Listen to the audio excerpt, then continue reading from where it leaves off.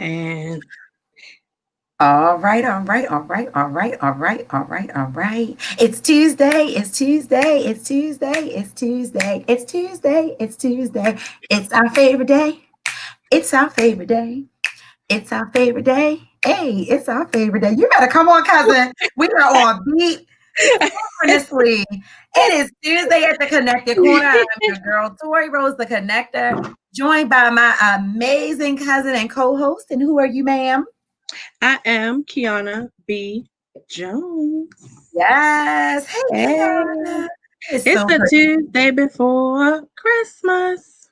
Yes. Oh my God. I was I had a tune and I was about to go into a song, but I It's lost the it. season Sorry. before Christmas, Christmas. and I wish you a happy life. Yeah, I was gonna say have a holly jolly Christmas. Is that how Okay. jolly Yeah. holly? Is it holly jolly or jolly holly? I think you can make it what you want. Um, Have a jolly Holly, Holly. holly Christmas. Well, wait a minute. You said, are we doing Christmas music? And in my mind, I said, only if we promise not to sing. So, no, we're not singing on this show because we got some things we want to talk about. So, guys, it's been an amazing week for many of us. It's also been a hectic week for many of us. And I think we got some things that we still want to talk about as far as education and COVID and Christmas. And if I can be honest, I'd be like scooting Christmas along because Kwanzaa is this week as well, and I'm so excited. I got a new Kanar, and so it's the small things that make me happy. Oh, nice. And this Nice, is nice, Ryan's nice. first Kwanzaa, and so just really excited about having a new baby in the family and being able to celebrate Kwanzaa with the niece. And so I'm excited. Oh, I'm excited for you Thank to have you. a baby in the house for the holidays. It's I been so know, long since I've, and I didn't have to go through postpartum. right. That's so Yeah. blessing, right? Someone else push it out and you get the benefit of it. It's Yeah. amazing. I The have a joy, joke the joys. I Oh, have a joke yeah. See, I told about my y'all, niece. I'll get you right after you got Tori got a tell corny joke. Go ahead. We're waiting. A corny joke. Okay, you ready?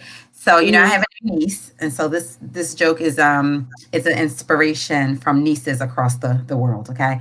All right. So Sorry, I'm laughing already as usual, but so a young lady was pregnant with twins the week of Christmas. She was driving home to see her family, and unfortunately, she was in a car accident. Car crashes. She goes into a coma. She's in a coma for 3 months, and she comes out of the coma.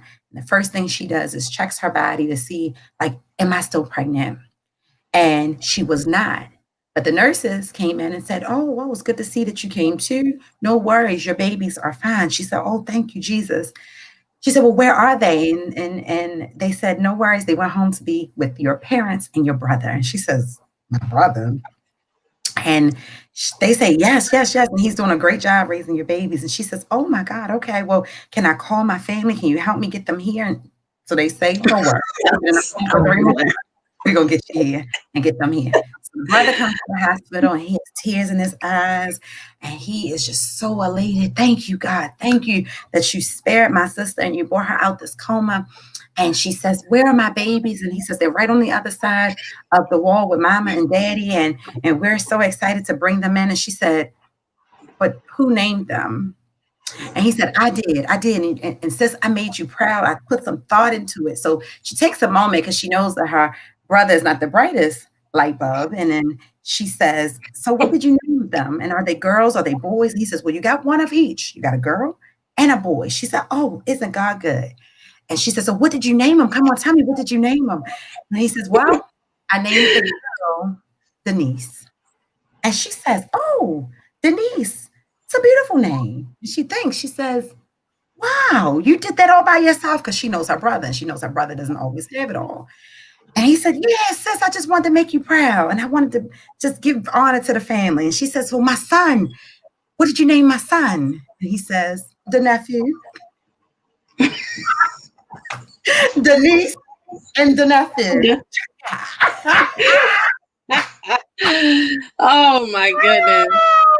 Yeah. Denise and the nephew. That's my joke. Somebody sign that girl up. Oh my goodness. Thank Oh, you. you can just smell the corn Where's roasting the in the background. Psh, thank you. all I right. need some tambourines or You something. do. How about our sponsors? Want to give a shout out to any sponsors? Well, we would like to give a shout out to our studio, Nick of Time Media, our producer and platform. Nick of Time Media is where the Connected Corner is housed. Although we're not physically in the building, still check in to the Connected Corner. And on Nick of Time Media, you can also go to the Connected Corner YouTube. Hi to our YouTube followers, those that are watching us on YouTube now. Welcome, welcome, welcome to the Connected Corner. You can check us out on Facebook, of course, live. And happy 22nd. Today is the 22nd to Sorors. Happy 22nd. Okay. Yeah. Wow. I try to make sure. Yeah, 22nd. It's the 22nd. It's 3 days before Christmas. Um, I'm just saying it doesn't, I don't know how anybody else feel. It doesn't quite feel like the holidays. Yeah. And I don't, for me, it's not just because of COVID. It's just, just a number of things going on. But I'm Mhm. going to make the most of it, as we all, should make the most of it and make sure we're celebrating safely. Yep. Um, Will any you be other, say that? will you be traveling at all? No, no, not traveling. I'll just reminisce off the Christmas past memories. Yeah. That's extremely weird. I mean, when we were growing up, we were all in the Poconos for Christmas. Hmm.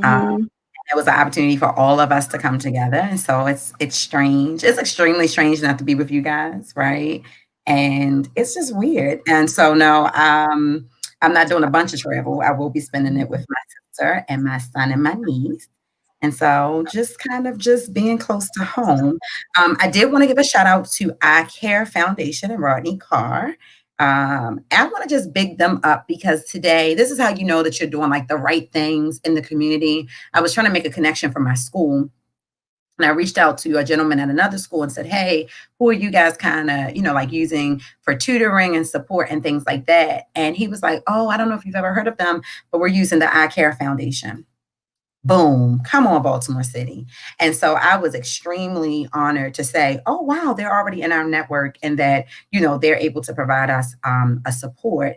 The other, and that's with Rodney Carr. And then the other organization is For My Kids, for our kids with Gerald Wilson. So I want to give them a shout out to any parent or any educator who may be watching, who feels like they need additional support and they don't know how to get like counseling help, like really, really, really, more than counseling, tutoring, one-on-one teaching, subject matter experts, like they're doing everything. And so I want to give a shout out to them.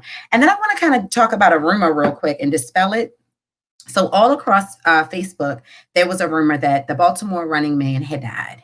And so everybody was reposting it. Rest in peace, Baltimore Running Man. And the news was reaching out to his son to try to get like a statement. He is not, or not maybe not his son, but his like caregivers.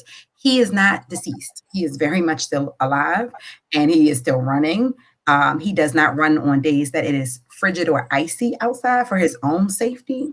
But I will say that for those who are that interested in his life and his world, there is a GoFundMe. He is in need of a kidney. And you Hmm. know that that is extremely sensitive to me. And I know that well, to all of us, I shouldn't just make it a personal thing. Like we've all, we know someone who has kidney transplants. Many of us in our family have issues with our kidneys and things like that. And so the Baltimore Running Man needs a kidney. If you go to GoFundMe, he has a $10,000 goal. And so instead of spreading rumors, spread your coins and let's show Ah. up for Baltimore and support him and this kidney that he needs so that he can continue to run another 10, 12, 15 years. So that's all I have. Oh, that was so nice of you. I try. And I'm also Did we on my Facebook. So anybody's looking for it, they can find it on my Facebook. find it on your Facebook? And did we say it was Taco Tuesday? Did we say No, what I kind of had Tuesday it chicken was? strips. Mm, I didn't have yeah. tacos. Yeah, didn't have tacos. Should have had chicken tacos. Oh, I could have. I had Yeah. some, barbacoa. My Oh, god. that's a Ooh, good. child. It was amazing, but I didn't have it on Tuesday, I had it on, like, Thursday. It You was talking so about what you what, it was so what good. did you have today? It's Tinseltown Tuesday. What's I that? was trying to come up. Tinseltown. It's Christmas time. Oh, is that what Tinsel. Yeah. Okay, like the now stuff you're making me you feel throw like at the I. tree? The little stuff that my Yeah, mom was it's like, the "Don't fall little. off my floor." Oh, yeah, Yeah, to be all over the place. Isn't that we tinsel? couldn't play with tinsel. Y'all may have Mm. gotten to play with tinsel the first round of grandkids. By the time I came around, it was put the little loopy loopy stuff, and then you pull it all down 2 days after the holiday. It wasn't no throw no tinsel. We ain't had that. It was utensil. You might get slapped with a utensil. You keep playing, but it wasn't no tinsel on no trees. Mm-mm. It's Tinsel Tuesday for Christmas. I'm good. All Mhm. right. It's hilarious. Okay. Mhm. Crickets, yeah. Uh-uh. So, welcome everyone to the Connected Corner again. And make sure you subscribe to our YouTube channel so you can always get news and resources you can Actually, you smash that button. Go to YouTube. Type in the Connected Corner. Smash, smash, smash. Like and subscribe. follow and subscribe. Okay.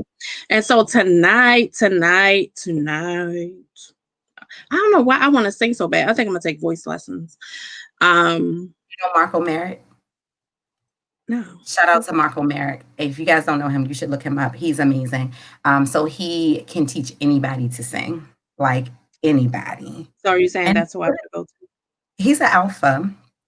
And he Okay. leads a number of, I think he even is a part of like New Psalmist Choir, but people seek him out to sing. And I remember like he and I had a conversation. You remember a couple of years ago when I had that projectile stuff going on and I had to put those tubes down my throat? Remember that? And Renee had to take me to the hospital. And I was thinking, like, I'll never be able to sing again. Not even hold a real note. And he said, you know what, Tori? He said, that's the same thing that happened to Donnie McClurkin. He said, that's why his voice has changed. He said, but if you really want to sing, Oh I can yeah, help I you sing. remember that. I was like, no, I Mhm. got some other gifts and talents. I don't really need to be Beyonce. Not all the time. Oh my goodness. Yes. Yeah, Oh no. yeah, we remember that Ronnie gave us those names to our that's where Corey and Tina. Mm-hmm. Yes, Corey and Mm-hmm. Tiana tonight. So tonight we are going to continue our discussion. And so through since we I mean we're all dealing with COVID, the coronavirus, and so we have made our effort to again always give you news and resources you can use. And so every month we dedicate shows to the to what's going on now, and Mm-hmm. so we want to make sure that we continue to keep our audience in the know. A lot has been around education and mental health during this time. And so we have decided throughout this month of November and December, with the holidays and everything going on, we have focused around, that mental health and us making sure that we're strong mentally, as well as talking about education, because those are the hot topics. There are always things that we should keep our pulse on, but even more so now during Yeah. COVID because of the virtual learning, virtual working, remote, all of those things. It has increased some of the mental strain that teachers and students and parents and everybody is having. Mm-hmm. Um, and then it is also because of the challenge of doing all of these things remotely for people who are not used to it. And so Mm-hmm. we want to continue our discussion tonight because we have an educator joining us. We are also educators, have been in and out of the classroom. And so we know that there were some things lacking already before COVID and before virtual Mm-hmm. learning. And so now the world is seeing it and it's now revealed and exposed. And so we want to talk about that tonight. So, make sure you share, tag, add all your educators and parents and friends. Everybody's been talking about, oh my gosh, virtual learning. I got to work. I got to teach. I got to do the teacher job. All of those comments and all of those things we want to hear from you tonight. So make sure you comment, make sure you share, and tell all your family and friends to start watching because further ado, we're going to bring up, do you want to introduce our wonderful, wonderful guest tonight? Coming to the stage, we have an amazing man who's also an amazing husband and an amazing father. I would be remiss if I didn't say he's also very fashion forward and stylish. He's poised, he's amazing, and he's from Baltimore City. He's an author and an educator. And guess what? He's a comedian. He actually appreciates my jokes. This man, when I tell you, we never knew in 2017 that we were going to join the world of finances and really lean into setting families financially free. And we were going to pick up a friend. We were going to pick up a brother. We were going to pick up a spirit that I hope stays with us for the rest of our lives and into the next life. He's amazing. He's CJ to some, he's Carlos to others. He's Honey to Kelly and Daddy to Lyric. He is the amazing Carlos J. Oh, Davis. that was Da-da-da-da. that was great. That was great. Coming to the stage. Thank I have missed you. God knows I have missed your face. Hey, oh, Carla. hey y'all, What's up, what's Lo? happening? What's What's up, happening? Lo? It's been some time, right? Yes, yes, There's yes. some loose Outside in of this social house. media. There's some loose in this house. Right. There's some That it loose. has. That it has. Right. So I am not drunk, but I plan on having a couple of sips of my wine. I want you guys to know that this energy, when I get like this, when you come to these shows and you see me like this, I am setting Mm-hmm. the tone for the week. So I had Mm-hmm. somebody say to me, like, where you get the energy from? I am dead tired. Like I've been up since 5:30 a.m. Mm-hmm. And we're going to talk about days and balance and all of that in a second. But I want you guys, they're going to be like, she is drunk on these shows. No, no, no, no, no. She is, she is tapping into her superpower. So I am projecting the energy that I will have for the week. Mm-hmm. Carlos, welcome to the show. How do you Welcome, prepare welcome. yourself for the week? Is there tips or tools or something that you do so that you don't start the week like this and end up like that? I'm a big to-do list person. I love a good to-do app, and I, Mm, I it is imperative for me to just kind of calendar everything for the week, because then at that point I'm setting up my expectation. So mhm. I can, for me, there is no like Monday blues, you know what I mean? Because I expected it. So I'm not looking at it like uh the drag, you know. Yeah. So yeah, like I it's, if I don't write it down, it won't really help me. So I gotta write it down. Okay. I Yeah. like to-do list as well. Kiana, I know you like a good to-do list. I like that Carlos said he likes to do apps. And so for Mhm. Yeah. me, and I've been extremely vocal about having adult ADHD. And so in periods of time when I am at my least effective or efficient, it is because I have everything up here and nothing written down. Yep. And so, is there an app or a tool that you can share with us in the audience that helps you just kind of get those things out that maybe people could download on their own phone? Yeah, I'm big on well, I teeter between Google and Microsoft. So Microsoft is for work, right? Uh-huh. So because both my employers, they both use Microsoft, so that worked out good. Um, But for oh, good. personal use, I use Google. I use Gmail. So they both have their own to do uh, apps, and are very very functional.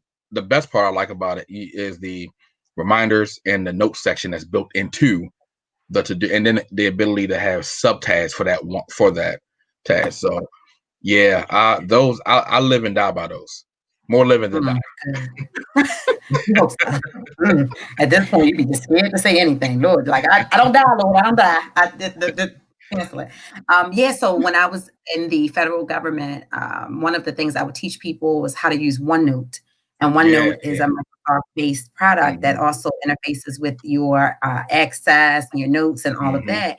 And just this morning, I was like, I think the government's listening to me. But just this morning, it was like an advertisement came across my phone for like Microsoft Deluxe, and the OneNote features have improved. And so for Great. anybody who's looking for something that you can work with at work that can be Hmm. all encompassing with your notes and things like that, check out OneNote. Mm. And so Carlos, 2 jobs? Like, wait, you Yeah, slid that in. yeah, Tell us a little yeah. bit about what you do. We know you're with, is it, Maryland Mentors? You got it. That's it. So thank you, thank you. Congratulations. I am extremely excited about that one. Shout out to my ED Sadiq Ali. That's my guy. But it's been, mentoring has been at the core of my heart for at least the last 10 years. And Mhm, now to finally be put in a place where I can be effective and grow the network, um, mhm, it's been wonderful. So I'm the program manager. I'm the current program mhm, manager. Yeah, and I in my role is to work with our programs around the state and help them increase their quality and the quantity of their program with resources, training, and webinars and such, whatever it is that they particularly need to lay down, whether they're a new program and they're growing from the bottom up, or they're an existing program and they just want to expand and explore. Either way, that's what my job encompasses. So that's one. wonderful. And what's the Then second one? there's the other thing, right? Instructional design for Capital Technology University. So I help them design their online courses. Wow. Oh, you smart. He is smart. He A has a little. freshness about him that I appreciate, and it's funny because I now am on the other side of the table. I'm burnt out, Carlos. I'm exhausted, and so Mhm. to see you and you have such a freshness, it gives me life. I just wish I could Yeah. just suck it and be like, yes. So congratulations on that. He Thank is you. smart. King. He's Y'all smart. look cute. Where are my glasses? Somebody give me some Uh, glasses. I keep telling you, you need them. I'm sorry. I'm sorry. I am perfect. So, yeah. My sight is So, perfect. speaking of seeing, no, Mm, needing your glasses. So Carlos, you were talking about like the to-do list, and on, like Tori said, I am a big, huge on to-do lists. Yeah. My calendar is color coded. Hmm. It is color coded, and so you were talking about the task. So Google Calendar has the feature. Oh my goodness, she didn't go. Look at Mm. Yeah. look at Okay. look at this woman. Another level. Another level. She had to take it. She had to take it to another level. Always gotta take it to. So Go ahead, say what you were Google saying. Talk about your little Google Calendar. Google Calendar has this feature. When you hit the plus, you don't have to just do event, but I love it. Like you could do out of office, you could do goal, Yeah. reminder, Yep. and task. But Hmm. that goal feature, Oh yeah, that thing's um, intense. oh, I love it. Like you Hmm. can put in like your study time, and if you're working on a project, if you're taking a class. I'm sorry, I'm trying to take what I'm saying seriously, but it's kind of hard with my co-host. Well, first of all, you Looking like already she knew just I came up. couldn't see. Well, I couldn't even see. So let me stop. She I is fake. apologize, She Carlos. fake seeing. Just like this. Did you Oh see I my kept moving my goodness. head? I'm like, what's happening? I can't see nothing. I don't see how y'all. Nothing. All I saw was my reflection. Okay, I apologize. So Kiana's getting excited about Google Yeah, goals. I get excited about those things. Yeah. And so it's you can use it. So that feature, Tori was talking about like training and like time management. And so I took some professional development courses where it talked about time management, how to schedule your time. Hmm. And those features like that, like the goal or task list helps you to you make appointments. So when Yeah. you put the Mhm, things in, like it can schedule that time, and it'll literally find the space on your calendar. Hmm. And the only thing is, if you're like those of us here, and a lot of us, we have 9 to 5s, we are entrepreneurs, we're authors, we're educated, we're all these different things. So you have to put in the 9 to 5 Yeah. as mhm. well job in order for it to work. I did it the first time. I was like, it's scheduling me to do this at 10. I have a meeting Yeah, yeah, yeah. with the boss. So Hmm. yeah, so you have to, if you're somebody who really likes to schedule out, you got to put in your, if you have a 9 to 5 and all the other Hmm. things added along, Mhm, you got to put that in so it'll schedule appropriately those Right. things throughout. But yeah, those are mhm. great features. I get And excited I'm about. gonna add that I love the fact that we are talking about time management because here we are between our 30s and 40s, and we are excited to manage time, right? And Right. excited Yeah. to have like the byproduct of well-managed time, which means checks. And for me, if I get to check something off, it makes me feel good. It gives me the motivation to continue to keep going. It's Yep. that self-gratification. And as you guys are talking, I'm sitting here thinking, my students need a time management class. Oh yeah. My Oh, that would students be nice. need that now versus having to go to college or having to be in a career and try to figure out how to learn time management. And so we're talking about education. So I think we can slide into that if that's okay with you guys. Carlos, Yeah. we're in the classroom I know you transitioned a couple of times and you got to put a check box next to some personal goals. But did you notice that students were really having a problem managing their time or their interest or both during this COVID pandemic? Oh yeah. There was challenges managing many things. Time for them was probably the least of those worries. You know, Mm.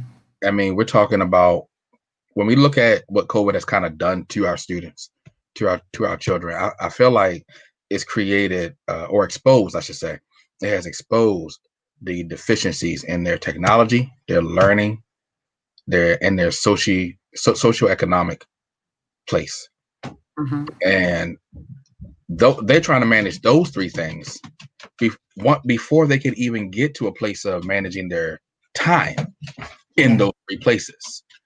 So now for me, I was teaching third graders. Mm. Children have no concept of time, period.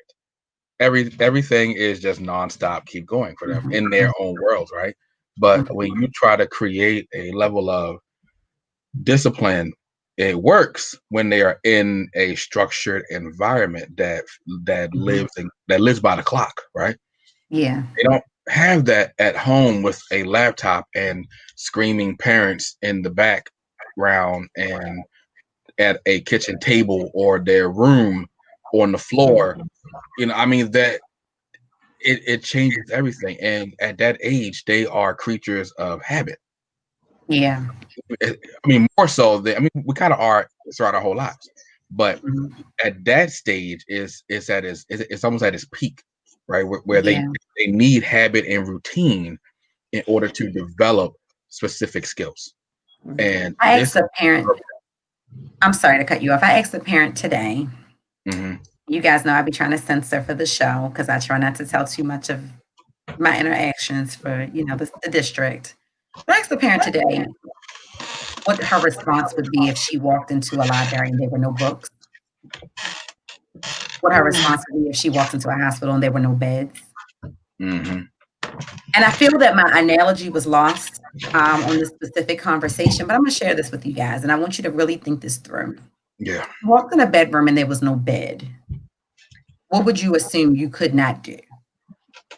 Lay down. Lay sleeping. down, no Mhm. sleep. Sleep. I walked in the kitchen and there was no stove. I would assume I could not do what? Cook. There's no cooking going on here. Or eat. No cooking or Mhm. eat, No cooking.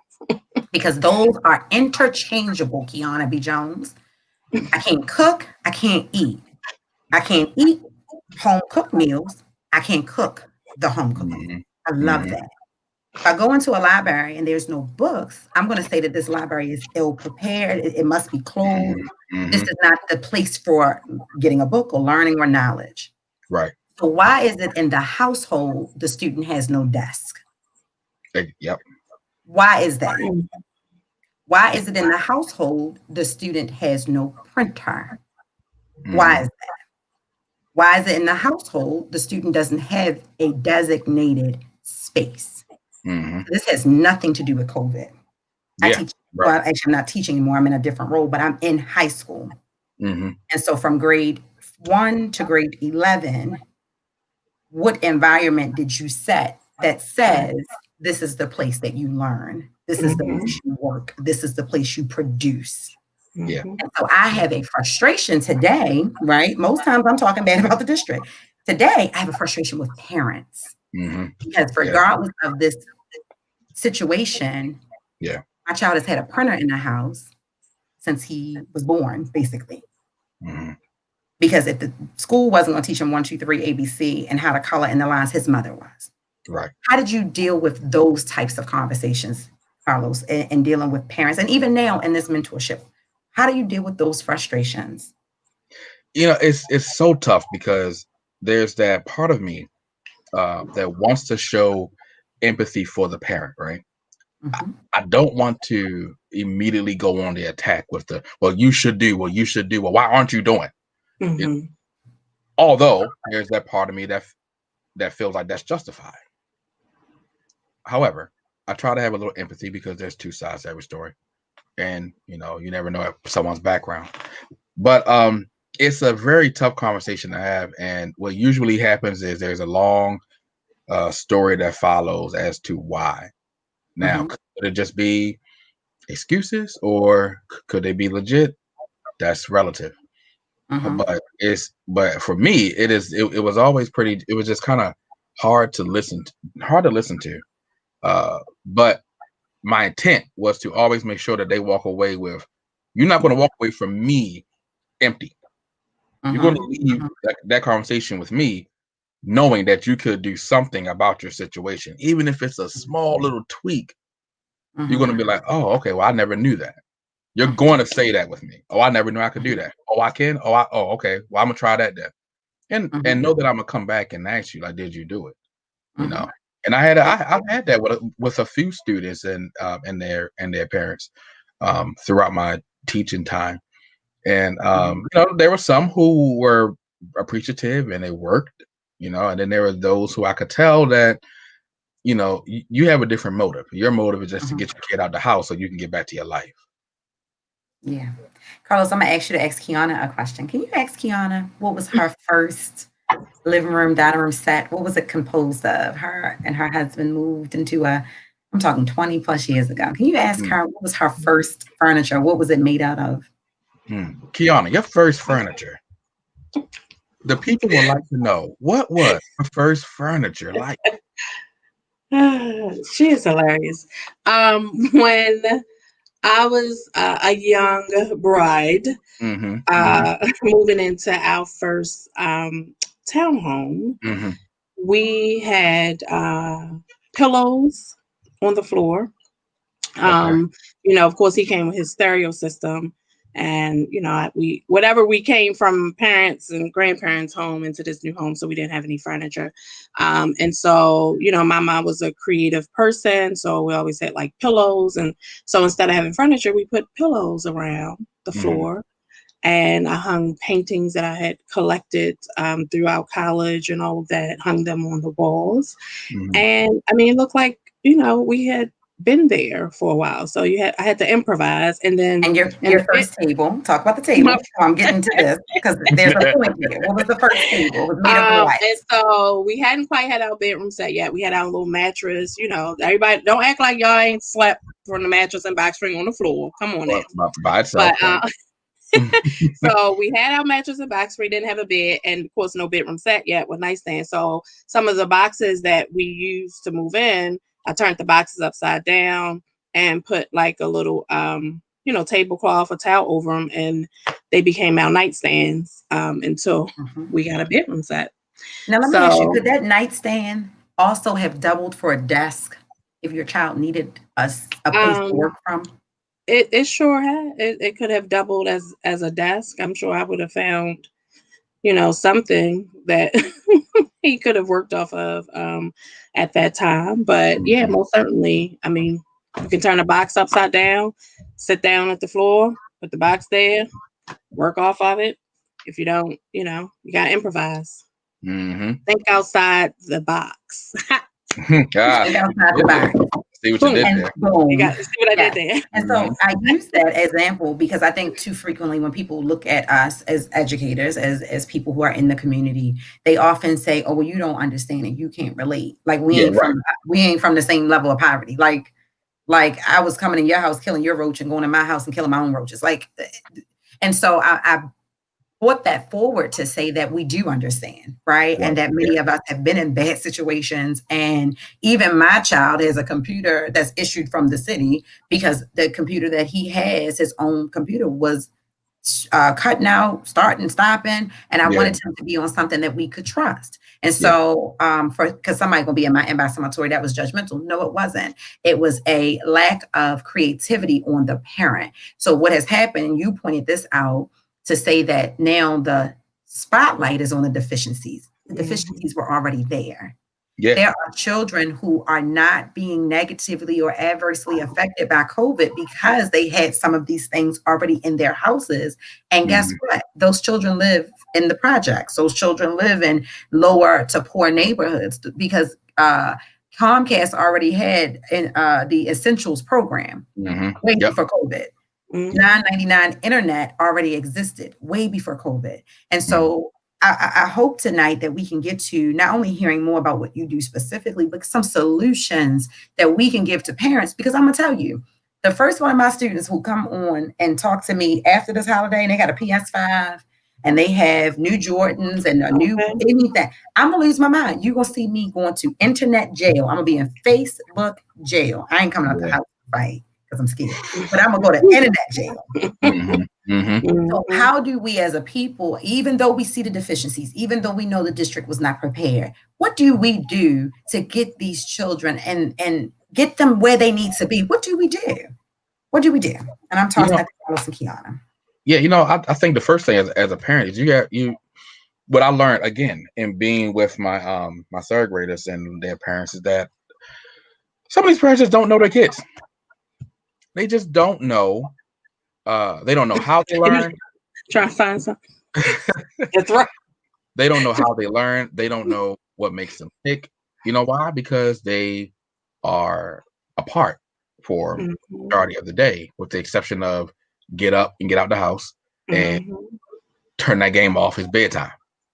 And so they don't know. So when it came to this change by way of COVID, it's almost like a culture shock to them. It's like, well, wow, like, oh, you do that? Like, well, why don't you know this? No, the question is, why don't you know that your kid don't know this? Come on. I've been kind of told that I was, and my wife too, that we're very involved. We are extremely involved, and to the point where we get teachers' cell phone numbers. When I have lyrics grades pop up on my phone, and the minute I see something that I don't like, there's an email going out. Why did she get that grade? And it's not an attack on the teacher. Tell me so I can cover. That's the level of involvement that, unfortunately, and I get it, because there's the impression that we as parents, you just send your kid off to school. They'll do their thing. Teachers will do their thing. Your kid will learn, and then they're gonna come back home smart with a bunch of A's. And you ain't got to do nothing. No, that's not it. That's not it. Learning is an around-the-clock activity. It doesn't stop. And it's never been that. I think some of it is. It has, and I'll say this coming from. And I think my mom, I'll just say probably she had it easy. My mother was not an involved parent as far as going to the school. I think she, I won't say why she had to come up to the schools between elementary and middle. I got it together, but high school. But, she wasn't a very involved parent, except if she had to come, there. But I think some of that was, there was a fear that was instilled in me early on, that I could not bring home. At that time, 70 was failing. Right. I couldn't bring home anything that was close to a 70. So 80 was a little bit too low because that was close to 79 in my household. Yes. And so I think the expectation was set early on when it came to certain things. So, I might have got, I think Tori did a meme or something the other day. The conduct interferes with learning, or your child talk too much. And so, I used to get some of those, the conduct interferes with learning, or I talk too much. And then my mother would say, well, I don't need to go up there. She's saying that, but you got a 98. You got an 89, you got a 90. So right. How's my conduct interfering with learning? But I think that, again, it's about the expectation. There was not an option for me not to get good grades or, to fail. It just wasn't an option. Like, there were going to be consequences to it. Today, coming from growing up during that time, having younger siblings and cousins, and then now raising 3 children who have now 1 matriculated out of college and 2 in college, and then being a teacher, now on the back end, there has to be, it's a collaboration effort. Yeah, it has to And be. don't get me wrong, there are some students, like myself and like like my mother didn't have to check and didn't do that, right? Because the fear was instilled. But Right. if your child has no consequences for anything, and Mm-hmm. then they're rewarded for not having, good behavior, good grades, but then you want the teacher to kind of like work miracles with your Yeah. child. Now, there are some extenuating circumstances. We know that we have students with, learning challenges and things of that nature. And I'm not talking about those that may have challenges because, they need to have the help. Yeah. But when you have able-bodied students and you know that there are not extenuating circumstances or challenges there, Yeah. I'm confused about what you want. I had that experience. A student mom came to me fourth quarter. Fourth quarter, he had already failed 3 quarters. I was confused as to why now I'm seeing you fourth quarter. I wanted to know what her son could do. Didn't make an appointment, just kind of decide she was just gonna come up. And then said, well, what does he do in this class anyway? Why didn't you know that back in October? But it say algebra. Right. Wow. He does it was math. an algebra 1 class, and she said, well, what do you do? And I didn't want to sound smart or facetious. I was like, it's math. It's algebra. So we do math in this class. That now you want to know what can be done. And so again, I think if you have been an educator and a parent, we can have empathy. Yeah. But at the same time, it's like, I got 3. Like you got this 1 or you got 2. I'm trying to empathize with you, but not only do I have to come here and teach, then I have to make sure my own are good as well.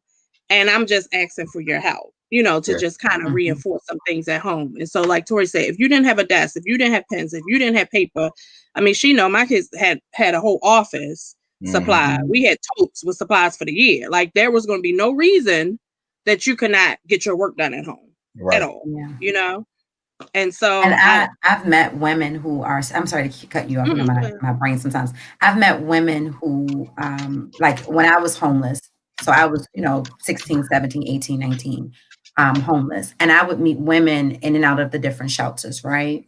And some of these women were so intelligent. Like we connect certain pieces of poverty with education at times when we shouldn't. Like we look at socioeconomic status and like disabilities and all of these things, and we kind of mush it all together. Almost every woman I met, if she was a mother, if she was a grandmother, homeless, was still picking up things along the way for their children and grandchildren. Yeah. And when I went on to college, those were the things that stuck with me. Like, if this homeless woman could find $5 and go to the Dollar Tree, she was going to go past her daughter's house. She and her daughter don't even speak. She would say, I'm going to lead us on the steps for my grandbabies. Wow, that yeah. I have the wherewithal to know how to get my supplies or, that type of thing, right? But it has to be something in you because even as Kiana said, we were not raised. Nobody wanted to be the dumb cousin and nobody wanted to be the dummy at the table. And there were certain statements that were made that I understand now may be verbally abusive, right? But let's understand like the core of what they were saying. Yeah. When you understand the integrity of your family, you understand the identity of your family, there were certain things that were not going to happen. I've literally had aunts and uncles say to me, "We knew you weren't going to be the dumb one." Now that means someone was going to be the dumb one. Right, yeah. So process of but it elimination. wasn't going to be me. Right. But it wasn't going to be me. And so I think that we are seeing a lack of ingenuity and creativity on the parents' perspective. I think that the stress of the pandemic has everyone scared, but in many cases, people were just looking to scapegoat. And so the kids are falling behind. And so then we have people like Carlos. So Carlos does mentoring work. Like we need you at the table now to fill in those gaps. Does mentoring work? Absolutely. I'm glad that you brought that part up because one of the things that is not really known about mentoring, but it's time for it to be exposed about what mentoring does. So there is a mentoring gap. That means 1 in 3 kids are going to grow up without a functioning, responsible leader of an adult outside of their family in their life. 1 in 3. And for our children of color, that's more like 2 out of 3, where they're not going to have that. And so and that's a part of the gap that we're trying to fill. And and as I speak right now, this isn't necessarily I guess let's call this an exclusive, right? We're actually working on trying to create a mentoring program that is baked within the public school system. So we're starting with Baltimore City public schools, and we're just gonna see what happens. What happens when you bring forth. So this is like a combination of that academic mentoring, mentoring for social economical reasons, and outcomes. Because again, mentoring, what the way it looks on the surface is there's this older person who becomes an influential figure to this younger person, and they take them out to eat, they call them, they say hi, they say how's your grades, and that's it. Yay, we're friends, right? We need outcomes, because at the end of the day, that child is that youth is looking for that mentor to lead them into a place that they have to go into. And the only way to measure if they're ready is if you have outcomes that say you've accomplished this, you've accomplished that, you slipped up here, but you know how to fix that. You're ready. Outcomes. That's so good. Outcomes is so important. There was a Washington Post article. Key, did I send it to you? It was about the A's through F's. It was like a couple of days ago. I may not have sent it to you, but I will send it to you. I'm going to share it with you guys, and we can talk about it openly, and we'll put it on the Connected Corner or something. We'll figure out a way to share it with everybody. So more students than ever got F's in the first term of their 2020 to 2021 school year. The Washington Post was identifying, is it fair? And there's this concept, this discussion of equity, right? Yeah. Yep. What is fair, right? So is it fair for students to get F's and in the midst of a pandemic? And they talk about millions of children that are living with anxiety, depression, loneliness, and trauma, but then also are being measured based on these standards. I know personally, and I've spoken out about this before, I am prepared to fail my child, to hold my child back, to let him reduce 6th grade if I feel that he is not competent, if he is not prepared, he doesn't have the foundational skills to move forward. I will be holding him back. I'm going to toss this to you guys. What do you think, A, about the record numbers of kids who have failed? B, is it fair? And C, so 1, 2, and 3, should we be worried more about their mental health than we are their grades? So I'm going to repeat those again. Right, I'm going to repeat them again. Is it fair? Right, that was the first one. Is that right? Is it fair? What was the second one? I can't remember my own questions. No, what do you feel about it? Is it fair? And should we be feeling more about their mental health? And either of you guys. Go ahead, Kiana. Ooh, sorry. Me? No. So as we talk about school, that was so I think that it's been revealed. Yeah. And it goes right with the show. I think that they earned the F's, and not only think, but understanding and know from the systems that I have taught and been in, teachers were giving grades and kids were not truly earning them. Okay, and wait a minute. Let's pull our sleeves up. I want to hear this. That's not where I thought you was going. Go ahead, sis. So when you say that, is it fair? That is why they were passing when they were in the classroom, because it's not fair. It's not about fair. It's about what you worked to get. Yeah. And every time a student will say, you gave me, I didn't give you anything. You earned what you got in this class. And I know because I made them earn it, and not just about working you hard and giving you busy work. I know it's math, but I wanted to make sure you at least had the basic skill. I didn't say everybody had to be on genius level and you were going to major in math and, be an esthetician or something, whatever. But what I'm saying is that there are basic. What is it? Statistician. Statistician. Yeah, I was like, wait, beauty? I see your face. But they do chemistry, so they need to know math too.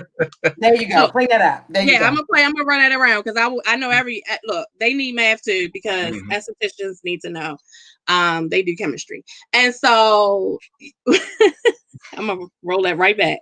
And so what happens is, like, I would have other teachers, Yeah. literally, you're saying, well, I mean nothing. Like, I do not give away grades. And so we all have those basic standards that you at least need to know how to do this. So this geometry, I'm gonna need you to know what a square, rectangle, and you got to know what the Pythagorean theorem. I can tell you what anybody can tell, like, there are just certain things that you're gonna have to know, and you're not, I can't pass you. And this is what I tell them. I don't care if you're a senior in a 10th grade math class, you will not graduate this year if you cannot do these basic things. I and myself and my integrity cannot just push kids along. And so we know that kids got pushed along. They got pushed along when we were in school. And so now that you have to produce, so remote learning, and the issue is, even with some of the parents, they know their kids didn't deserve to pass some of the stuff they passed. And so now you have to produce in this environment. You got to produce. You have to show real work, and they are struggling because now you have to produce and you have to earn it, and you can't just get extra credit for a tissue box. True. Get extra credit because you bought in the box. And so they started changing the grading. Everybody got mad with the grading now, but with the grading now, it takes away all of that fluff. And you have teachers that were upset about the new grading policy. Like, I'm that low confused. score, that LS messed them up, honey. They Messed them up. couldn't Like, understand it. I'm confused about why you're upset about a grading policy that now says the students have to do, because you can't give them some extra credit for some stuff they ain't really do, because you want to make sure you don't have too many fails, because you don't want administration coming to you because you got all these E's or F's. That you can't have that, because you will get a talking to. You fail 2 or 3 kids out of a class, and C don't you get a talking to. But And okay, they're so afraid of that. and okay, so let's stop right there, right? So that little caveat there, administration, the fear that administration puts on teachers. That's why there's a teachers union now. Literally, that to be that representative buffer of fairness in the middle, right? But I think that in our current state with COVID and remote learning, did some of these kids not, and I'll tell you this, did they earn their F? They probably did. Was their F academic or circumstantial? Come on, bring it in. Okay. Now, the academic F, I gave out a couple of those because you purposely did not log in. You purposely did not read my directions in Google Classroom. You purposely did not turn in anything, even when I did see you in class and took you over into a little Zoom break room and said, hey, I need you to do these things. All right. I really want you to pass. And you looked at me and said, all right, and did nothing. You might have earned your F. But what about that one kid who I see you trying? You log in every day. You do the work that's assigned. But I also hear your mother cussing out your older sister in the background. Ooh, child. You know? Listen, I'm sorry to cut you off. My friend had me in tears one day. She teaches 3rd grade as well. And she was trying to give them a brain break. And you may have seen me repost this because I was no more good. She asked her students to stand up, and the student could not stand up because she was learning in a closet. She was sitting in the closet. So if she stood up, she was going to hit her head because her mother, her environment is so negative. Mom is cussing and fussing, and I mean real cursing, the hard words, right? Yeah. And this baby, this 3rd grader, is learning in a closet. And so that is circumstantial. To me, I also look at poor leadership. Yeah. And so there's no F's that should be going out to students who have been identified as not having technology, not having the access to log on, that type of thing. If you have principals, you have assistant principals and teachers who think that that is an admirable F, then they are admirably effed up. Yeah. Because that is crazy, right? Mm-hmm. But to Kiana's point, I do agree that teachers are afraid of being talked to. Yeah. And then for those of us who I don't fear man, it's a Mm-hmm. job, right? And Mm-hmm. you actually need me because I'm in customer service. Because I'm going to tell you, I've now been in 4 schools, 3 primarily.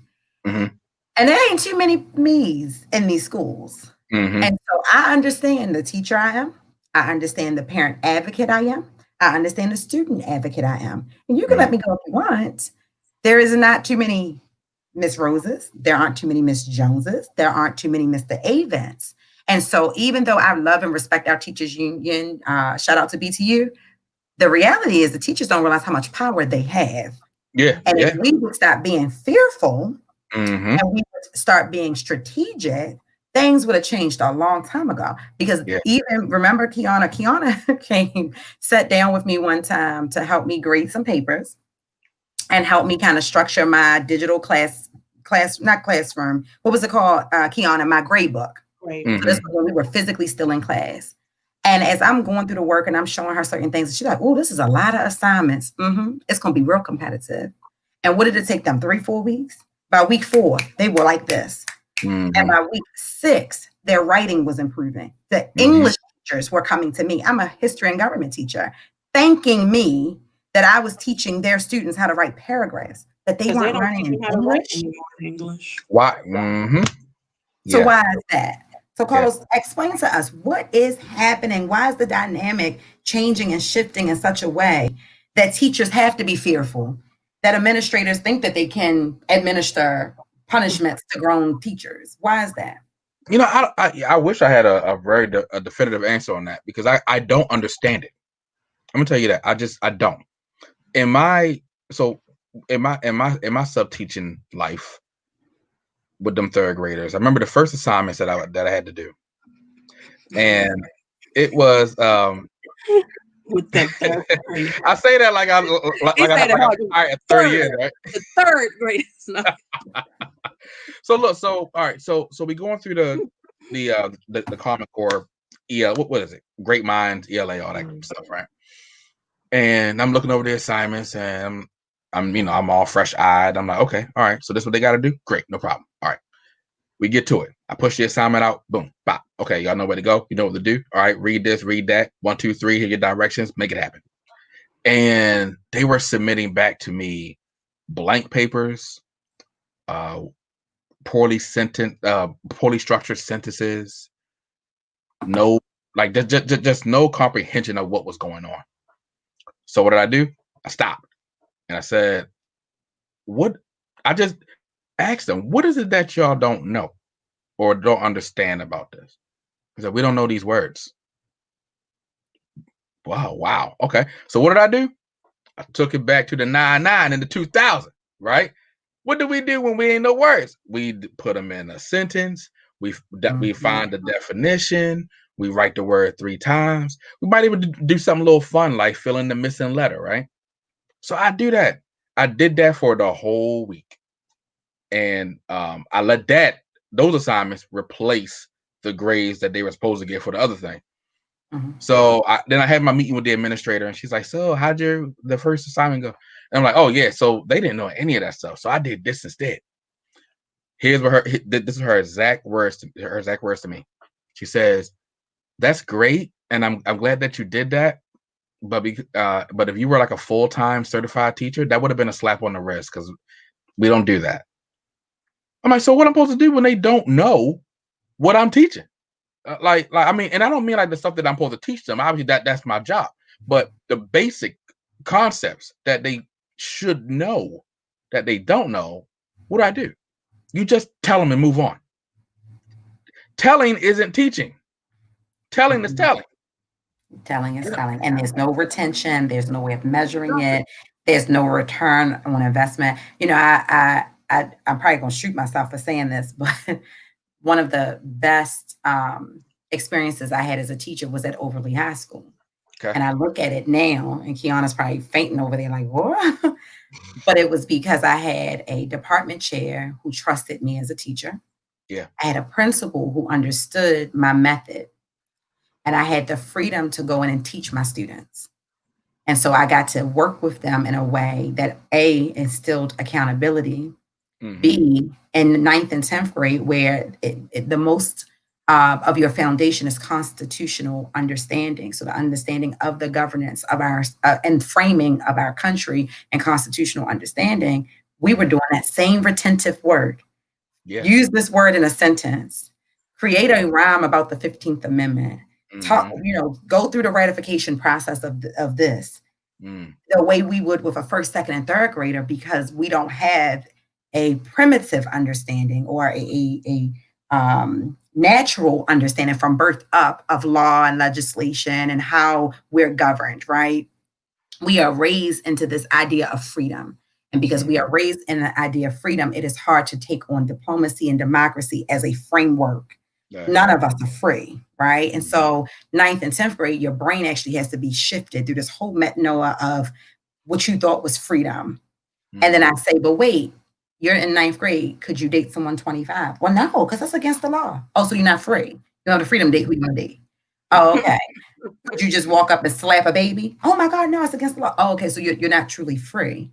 Could you go to school in Pennsylvania if you wanted to right now? Well, no, because it's out of my district. Oh, okay. So all of that. And I'm telling you, I saw children who had no desire to learn anything about the law, who referred to law as 12, take on such a ownership of the material. And I had leadership that supported me. Yeah. And that is the difference when you are in a situation of having to really make sure kids are getting the content and retaining it. Yeah. So Kiana, to you, have you ever been in a situation as a teacher? And I know you taught in and out of different systems and over 10, 12, 15, 20 years. She's 62, but she looked good, right? And so did you ever have a principal administration that really got it, who gave you the liberty and freedom to just teach? Yes. Mr. Whitaker at Woodlawn High School was probably one of the best administrators I had, except, well, I don't want to even put him out there. Don't even call him out. We got another new town. My cousin was my administrator before, but you the best. You know who you are. You the best, cuz. But outside of that, and actually, Mr. Whitaker may or may not have taught him, but Mr. Whitaker at Woodlawn High School, and so I was so comfortable with him, and I think he ended up going to Howard County as an administrator, because one of the things that he would do when he come in for the observation, him not being a math teacher, so of course, if he's going in and observing and helping in a class where it's not his subject matter, he's not a subject matter expert, he would sit and actually go through everything with the students. So, we did groups and stuff. And so part of the way that he observed you was to say, if I left and understood, if I got the lesson and, I'm not a math whiz nor, not a math student, but literally coming in and doing the lesson and observing you from the perspective of the student. And so I thought that was great. I mean, I, got good observations for, but just his method of how he looked at it and how he did it, and really kind of measuring things on, the students. Yeah. And so, I mean, that was probably one of my best experiences, where it is important to have the support. I honestly, one of the reasons when I started long-term subbing, when I came back to education and came back as a long-term sub, I didn't want to go back to a contract. Like, I mean, of course, as I'm a career changer at times. When I want to go back and teach, I could go back and teach. But, when I come back after 10 years, not much had changed. And so, in that time, like coming back, I started to really enjoy and prefer to do long-term subbing and substituting as opposed to a contract. Now, it irritated probably some of the tenure and certified or whatever contract teachers, because you didn't want to get compared to a sub. Who wants to get compared to a long-term sub? So then when they started getting compared, it was like, well, Ms. Jones, then it was like, oh, so, I mean, are you new? And so it was like, let me talk to her and find out. And that's when they would know, no, I was a classroom teacher, but we're not even gonna talk about that culture the Mm-hmm. sub versus the contract teacher culture. Because had it not been that culture, you probably would have known and treated me like a colleague, right? Yeah, And yeah. you would And have known learn that something from yeah, me. and And learn learn something something from me. from me. Yeah. Yeah. Right. And I'm an experienced Mhm. educator. You try and figure out why your class is not respecting you off the wall. And it took me a week to, rein them in and get this class in order. And so, I think having that freedom for, what it looks like freedom when you're in that long-term sub, like your person said to you, if you were a contract teacher, that's why I don't want to sign a contract Mhm. because, and don't nobody hear this. I forgot we live. It's because I forgot we live. But anyway, they already know because I'm real about it, is that it gives me a bit of freedom. And it also, I've always connected with my students, but they kind of look at it in a different way. And it also allows them to then start respecting some of their other substitute more and not Yeah. just Mhm. thinking they're just a sub, Right. And so I think some of that is having that freedom to kind of come in and help and do those extra things along with getting them where they need to be. Because the Mhm. students, I mean, they've already had 2 or 3 people walk out on them already. And that's the way Oh they look yeah. at it. You know what I mean? And so there's a good opportunity there if you take it as a long-term Mhm. sub to really, really help the kids and make a good impression on them. Mm-hmm. So funny thing is, and we know we have family all up and through Texas. In October, the alarming failure rates amongst Texas students was the reason that Texas brought many of their students back into the classroom. And so I know, we're mad at Texas right now for suing Pennsylvania and suing Michigan and being in other people's business. But there is something to be said about a system that says, what can we do to provide a safe environment for our students to learn? And I Mhm. think that throughout this pandemic, it is very interesting to see that Texas public school superintendents realize that the virtual classroom is not working for their students. They're Mm-hmm. now building extensions to schools and safe hubs and things like that. And I don't take for granted that their population is different from Baltimore. Their numbers of COVID and things like that are different from Because what we've everything is had, bigger in Texas. because everything is bigger in Texas. But I think that to Carlos's point, when we talked about having measurements and having data that actually substantiates what we're looking at, I Yeah. don't think in clear conscience any student should fail, meaning you just get an F and you failed and you feel like a failure. I Right. think that this should be a year of practice and reset for all of the students. I think across the district, they should say, we're doing it over again. Parents are going to be Yeah. upset, but who Yeah. cares? Because at the end of the day, I would be more upset about a 21-year-old still living in my house, sleeping on my couch, eating my snackios, who can't get into college because they Mm-hmm. missed something that was foundational. Mm-hmm. Um, do you guys think it is possible to get our students back on track this school year? And then go back because you never finished the question about mental health. Back on track and mental health, how important is it? Carlos? Kiana. Oh, Me. God. Okay. Me. That's me. We're going to switch it All up a right. little bit. Yeah. Switch it. Switch look, it. Um. the First floor. of all, I'm sorry, pause. Kiana is a host on this show. She let me lead. I appreciate it. But she didn't answer questions like, oh, I'm next. Ain't no connected corner without the both of us. When she introduces the show, she says, I'm Kiana Jones and I'm with my co-host Tori Rose. When I introduce, I say, I'm Tori Rose, I'm with my co-host Kiana B. Jones. The truth is, we the host. She only get to answer the question. Go on, Carlos. So I'll start with the mental health piece, and I think that Mhm. that's not it. That can't be illuminated enough Mhm. for our kids, because what being home has done. See, because we look at it like, oh, they're in the comfort of their home, and this is safe, this is great, this is awesome, right? But what you don't realize is that you've taken food out of their mouth, Mhm. you've taken heat off their body, you've taken AC off their body, you remove something that they went from when they leave home and they're sharing that one bedroom with 5 siblings, and they get to school and they got that one locker that's just theirs. you Mhm. you've taken that from them, and then you put them back, you make them sit in their home environment, Mhm. and you say, now I want you to learn. Not only do I want you to learn, but I want you to learn only using this laptop that's going to uh have 3 to 5 mapping ways to get to where I need you to go. Okay, so Mhm. like log into Google Classroom, use your user ID and your second password to go to iQuest, and then when you get into iQuest, use your student ID that we gave you 2 years ago, not the most Mhm. recent one. You know, but they don't grasp all that, and so everything just kind of compounding, mm, and they just break down. But see, Yeah. but what does a child see? We look at it like temper tantrum, right? Their breakdown is just not showing up. Right. Their Yeah. breakdown is just sitting there staring at you. Because I had one kid, he just stared. He never answered a question. That he just stared He because might he have just been on Adderall.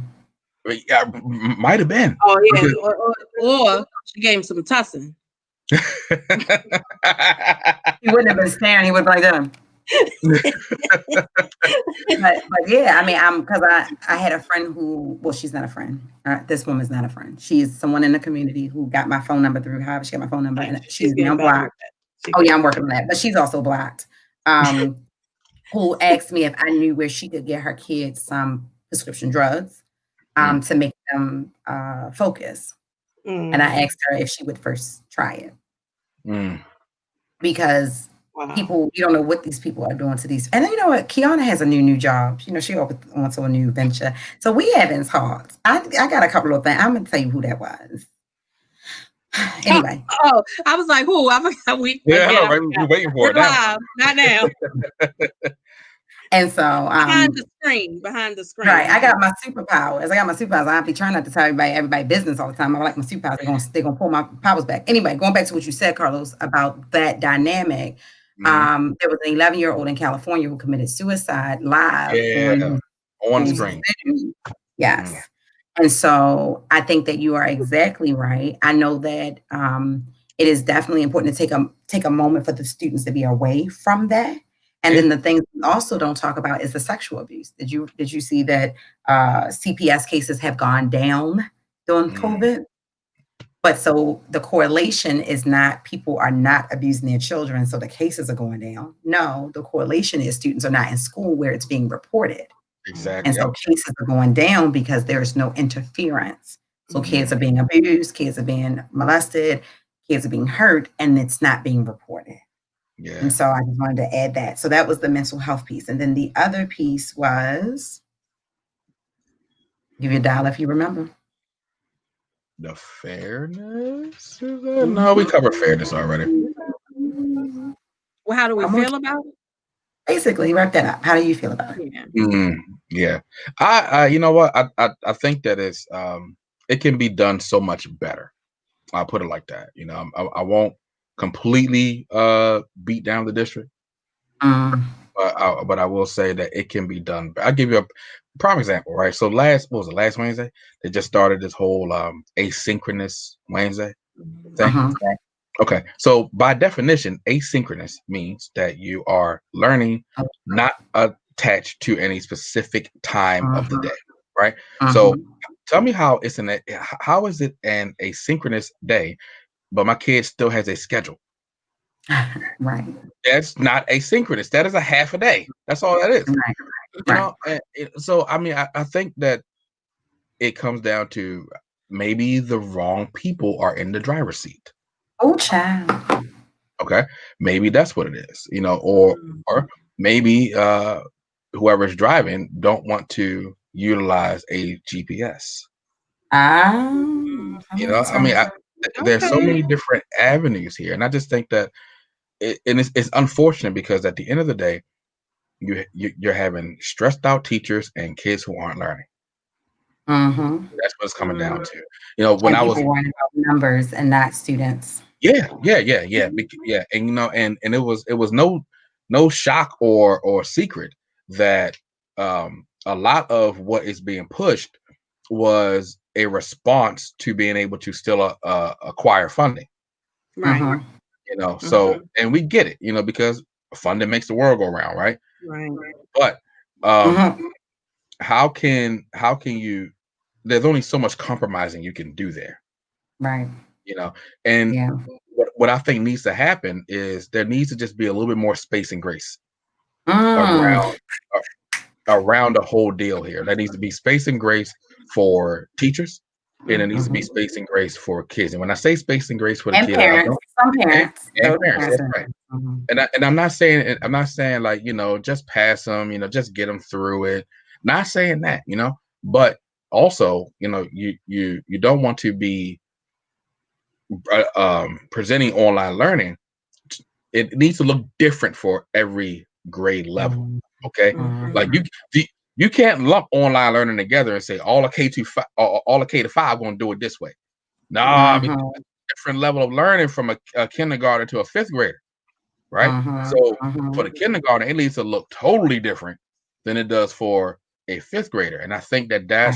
that's one of those tweaks that can be made if a Mhm. little bit of effort gets put into it. I agree. So, parents, reminder: get Google Classroom updates. Like Carlos mentioned earlier in the segment, he gets the email right to his phone, alerts right to his phone. If you are in Baltimore City, you can get Infinite Campus for the parent. You should already be logged in, but this Yep. is a no judgment zone. Get on the parent portal for Infinite Campus.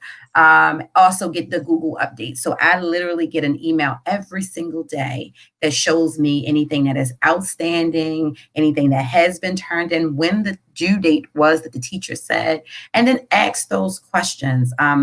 I know when Joshua was behind in the beginning, because he was one who thought he was smarter than a fifth grader, entering sixth grade, he had submitted all of the work and done none of it. Mm-hmm. And so he's his mother's child. And so when that happened, it did shine a red light or bright light, both red and bright light, on the fact that one of his teachers was giving such robust work that Yeah. it made me then have a conversation with her. And I asked her something very simple, and anybody can use this and you can use it for free. I said, in the transition between school year to school year, what was your conversation like with Joshua's previous teachers concerning his learning style? Mm-hmm. And after a couple of and Mm-hmm. hums, Mm-hmm. she admitted that she had not had a conversation with his previous teacher concerning him or any of her students. Mm-hmm. Now, critical thinking is not something that I get paid to teach teachers, but Right. I would think that especially in these schools, the schools go elementary straight through to middle, that there will be some conversation. Yeah. Or that if your student is going from class to class in the same school, there will be some conversation. Parents, Mm-hmm. we have to get up and ask the questions. And so after asking her several times, did it make sense? Does this make sense? Does it make sense? Does it make sense? And does that make sense? How about that? Did that Right. make sense? She started then understanding that it wasn't making sense. Mm-hmm. And so now, and then I tasked my son with the accountability that he has to still be responsible to win in this environment. Yeah. This Right. environment that does not make sense. You still have to show up every day and do your part.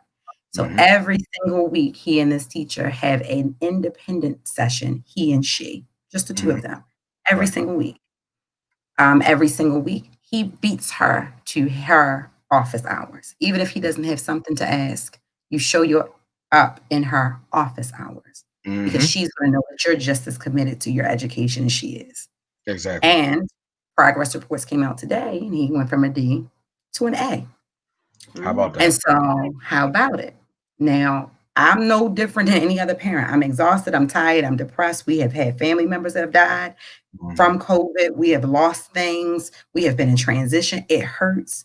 I was up at 5:30 this morning. As you guys see, it is 9:30, right? Mm-hmm. Still up. And so it requires a lot to get a lot. And Yeah. so I'm just giving that to any parent out here who feel like they overwhelmed and they can't do anymore. Yes, you can. And Yeah. you owe Yes, it to yourself and you yes, owe it to these kids to keep pushing. and yes, we can. Yes, we can. Mm-hmm. Yes, we can. I thought you had Yeah, another one in y'all ready. and yes, we can. So I think that that is, again, putting forth the effort that we need to put forth, and this is a time again that we're just there's no excuses. So whatever you were using before, whatever excuses you had before, it's not going to work now. Yes. And so you got to come up with a new winning plan. And I like what Tori said about, we still have to win in this environment. And Mhm. so, it's time for everybody to pick it up a pace, Yeah. and really figure out what your best really looks like, because Mhm. it's not about when things go back to normal. Nothing is going back to the way it was. So Oh people yeah. like get in our head. It is not going back to the way that it was, because this Mhm. has exposed and revealed a lot, not just the gaps in our educational system and the help that students need. So let's just get them the help that they need. But it is Mhm. also showing just the different environment. I now get to work 100% remote when I'm doing the same job that I did for 15 plus years. Mhm. And I had to put in 8 forms so that I could work from home, because it was just like, no, there's no way possible you could do this job from home. Mm. Right. Yeah, Yep. I can, because Mhm. you don't have to see me and micromanage. I can manage at home as a grown adult. And so, and so it is not going back to the way it was, Mhm. period, across the board. And so we get out of our mind this going back to normal thing, and understand that everything that now is coming forth and exposed, we have to do what we have to do to make the changes that are needed, because there's no going back to the way it was. Right. No, never. It's going to be Yeah. Let restored, those not things pass removed. over. Mhm. Yes, Facts. exactly. So Before we go, Carl, wait, Carl, tell us about the book. He didn't tell us about the book. I'm so sorry. Tell us yeah, about the book. I was gonna say before he left, tell us where we can find your books, best selling Mhm. author. Tell us Yeah. about your books and where to find them and where to find you. Yeah. So both Yeah. books, they're both on Amazon, ebook and paperback copy. My first one, 10 Extraordinary Lessons from an Ordinary Dad. Lessons about just things that I've learned from my father that I'm passing on to whomever may need. But you know what? When I wrote that book with the intention of sitting across the table from a child who was fatherless. So here's a guide for you. That's what that book kind of entails. The next one is The Black Father Perspective. I co-authored that with 9 other gentlemen, and it's a collection of our different fatherhood perspectives, all with one voice, and that voice is we are present. So we are dispelling the myth that we're not here. The Black Father Perspective, 10 Extraordinary Lessons from an Ordinary Dad, both on Amazon, ebook and paperback. Very good. I gave Joshua your first book Mm. because he was in a very interesting place with his father, and just to be honest, he couldn't read it. Right, it was extremely touching for him. But Mm. every now and then he would come back and pick it up, and I wouldn't find the book. I'm like, "What happened to the book?" And I would find it in his room. Oh wow. And Okay. so I never shared that with you. It was extremely painful at the time. He and dad are doing much better. Things are working out for them. But you don't even understand that this is going to be something in 100 years that people can still come back and, well, maybe you do understand, but I didn't understand it that way. But Mm. your literary works are going to be in people's houses in 100 years. It might be an electronic version, but Mhm. that was just so needed. And so, yeah, my son was sneaking, and as he was going, he's still in PRP, he still goes to a counselor, but that part of his young life where dad was completely not present, your book, I would make it into his room, and then I would have to go get it, and then I would look up and it would make it back into his room. And so I leave it where he can kind of find it in case he ever needs it. Wow. So That's thank the you for first. that. Thank you for being that addition to our family, just time after time. So we appreciate you. And Thank are you. you on social media?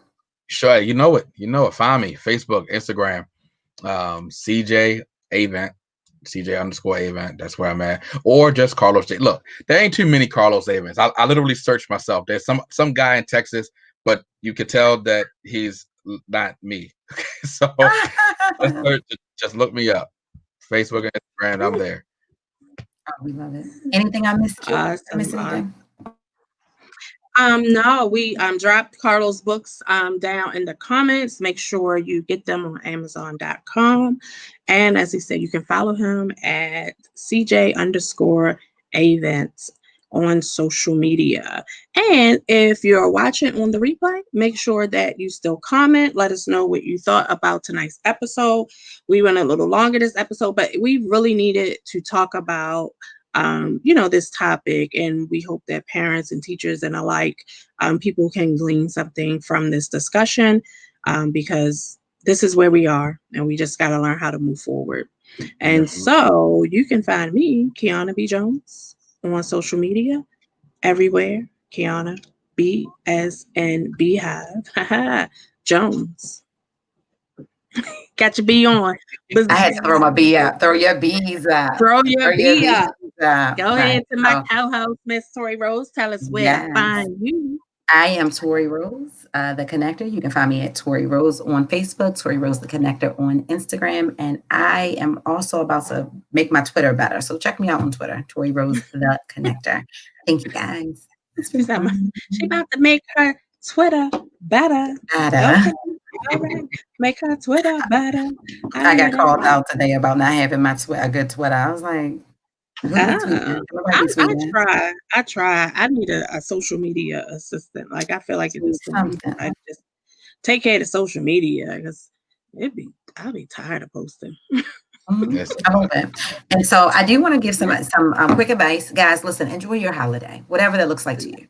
If that means turning your phone off and turning the computer off and disconnecting and taking a day, do that. If that means submersing yourself in family members and friends in a safe and healthy way, do that. If that means creating a Zoom link and having dinner with family members and friends, if that means calling that person you should forgive and forgiving them and having a conversation, if that means letting go the person you should let go, let that person go. If that means forgiving yourself, whatever it looks like, please, please, please take some time this holiday season and get to know yourself, get yourself mentally well, mentally healthy. Go to sleep, get some rest, drink some water, and be kind to yourself, because none of us knew that we were going to lose some of the people that we have lost this year, and things are so uncertain. But at the end of the day, if you don't love you and you don't pour into you, who else will? And so that is my word of encouragement for the day. Please be kind to yourself, so in 2021 you can be kind to others. That's all I got. Jingle bells, jingle bells, jingle bells swing and jingle bells ring, snowing and blowing up the You have that? You got Alvin and the Chipmunks? Now the jingle hop she definitely Jingle bell rock. Hey, it's the real. It's the Connected Corner, guys. Where you get news and resources you can actually use. It's the end of the year. We just don't really want to do it at this point. Yeah, we're just having a good time. That's having all. A good time.